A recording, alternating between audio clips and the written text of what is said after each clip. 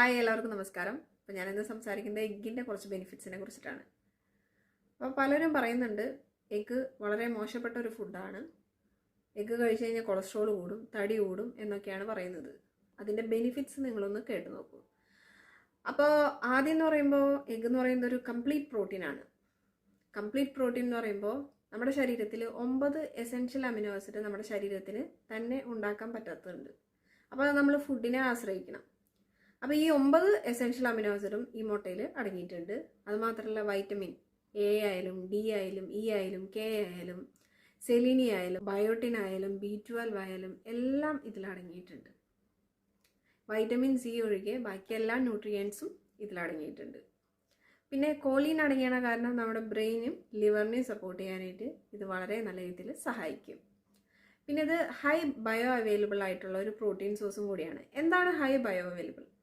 അതായത് സപ്പോസ് നമ്മളൊരു മുട്ട കഴിക്കുകയാണ്, അതിലൊരു 6 ഗ്രാം പ്രോട്ടീൻ ഉണ്ടെന്ന് കരുതുക. അപ്പോൾ ഈ 6 ഗ്രാം പ്രോട്ടീനിൽ 5 to 6 ഗ്രാം നമ്മുടെ ബോഡി ഡൈജസ്റ്റ് ചെയ്യാണ്, നമ്മുടെ ബോഡി അതിനെ യൂസ് ചെയ്യാണ് എന്നുണ്ടെങ്കിൽ അത് ഹൈ ബയോ അവൈലബിൾ ഫുഡിൽ പെട്ടതാണ്.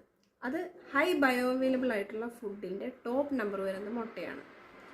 രണ്ടാമതാണ് വേ പ്രോട്ടീൻ വരുന്നത്, മൂന്നാമതാണ് മീറ്റ് വരുന്നത്. പ്ലാന്റ് ബേസ്ഡ് പ്രോട്ടീനൊക്കെ ലോ ബയോ അവൈലബിൾ ആണ്, കാരണം അതിൽ ആൻറ്റി ന്യൂട്രിയൻറ്റ് കൂടുതലാണ്. അപ്പോൾ അത്രയും നല്ലൊരു സൂപ്പർ ഫുഡാണ് മുട്ട എന്ന് പറയുമ്പോൾ. അപ്പോൾ നിങ്ങൾക്കിത് നിങ്ങളുടെ ബ്രേക്ക്ഫാസ്റ്റ് ആയിട്ട് കഴിക്കാം. ബ്രേക്ക്ഫാസ്റ്റ് ആയിട്ട് കഴിക്കുമ്പോൾ ശ്രദ്ധിക്കേണ്ട കാര്യം എന്ന് പറയുന്നത് ധാരാളം ഫൈബർ നമ്മൾ ഇതിനോടൊപ്പം ചേർക്കാനായിട്ട് ശ്രദ്ധിക്കണം. അതായത് ബ്രേക്ക്ഫാസ്റ്റ് ആയിട്ട് 2 മുട്ട നിങ്ങൾക്ക് കഴിക്കണോണ്ട് യാതൊരു പ്രശ്നവുമില്ല. ഒരു നോർമൽ പേഴ്സണ് 2 മുട്ട വരെ ഡെയിലി കഴിക്കാനായിട്ട് സാധിക്കും. ധാരാളം ഫൈബർ അതിൻ്റെ കൂടെ ചേർക്കുക. സാലഡ് ചേർക്കാൻ ശ്രദ്ധിക്കണം. ഇപ്പോൾ ഹൈ കൊളസ്ട്രോളും അതേപോലെ കാർഡിയോ വാസ്കുലർ ഡിസീസൊക്കെ ഉള്ളവർ 1 മുട്ട വരെ നിങ്ങൾക്ക് ഡെയിലി കഴിക്കുന്നത് കൊണ്ടൊന്നും ഒരു പ്രശ്നവുമില്ല. പിന്നെ ജിമ്മിൽ പോകുന്നവർ അവരുടെ എക്സസൈസും വർക്കൗട്ട് റൂട്ടീനനുസരിച്ചിട്ട് അവർക്ക് മുട്ട എടുക്കുന്നത് നല്ലതായിരിക്കും. കാരണം നല്ല ബയോ അവൈലബിലിറ്റി കൂടുതലുള്ള ഒരു പ്രോട്ടീൻ സോഴ്സാണ് മുട്ട എന്ന് പറയുന്നത്.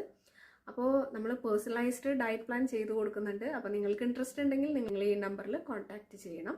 അപ്പോൾ നിങ്ങൾക്ക് ഇഷ്ടപ്പെട്ടവർക്കൊക്കെ ഈ വീഡിയോ ഷെയർ ചെയ്യണം. അപ്പോൾ നെക്സ്റ്റ് വീഡിയോ വരും വരെ stay tune, stay healthy, by.